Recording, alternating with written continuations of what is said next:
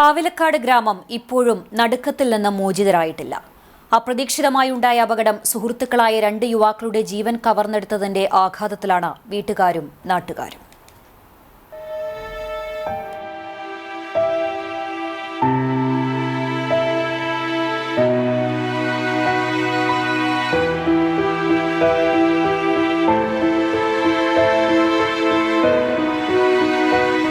നാട്ടിലെ എല്ലാ കാര്യങ്ങൾക്കും മുൻപന്തിയിൽ നിൽക്കുന്ന 2 ചെറുപ്പക്കാർ, പ്രണവും ജിഷ്ണുവും.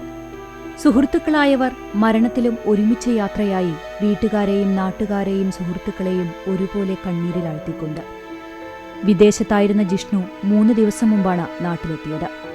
കാവിലക്കാട് പൂരം ആഘോഷമാക്കാനായിരുന്നു ജിഷ്ണുവിന്റെ വരവ്. പ്രണവ് നാട്ടിലെ വെൽഡിംഗ് തൊഴിലാളിയാണ്. ഇരുവരും ചേർന്ന് സുഹൃത്തായ ഹേമന്തിനെ തിരുവനന്തപുരത്തേക്ക് ബസ് കയറ്റിവിടാൻ പോയതായിരുന്നു. ശേഷം കാണിപ്പയ്യൂരിൽ നിന്ന് ചായ കുടിച്ച ശേഷം ഇരുവരും വീട്ടിലേക്ക് മടങ്ങുമ്പോഴായിരുന്നു അപ്രതീക്ഷിത അപകടം യുവാക്കളുടെ ജീവൻ കവർന്നത്. മരണവിവരം കാവിലക്കാട് ഗ്രാമത്തിന് താങ്ങാവുന്നതിലും അപ്പുറമാണ്.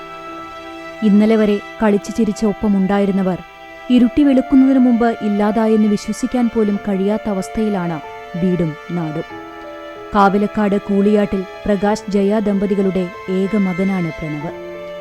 മകന്റെ വിയോഗവാർത്ത ഇപ്പോഴും ഇവർക്ക് ഉൾക്കൊള്ളാനായിട്ടില്ല.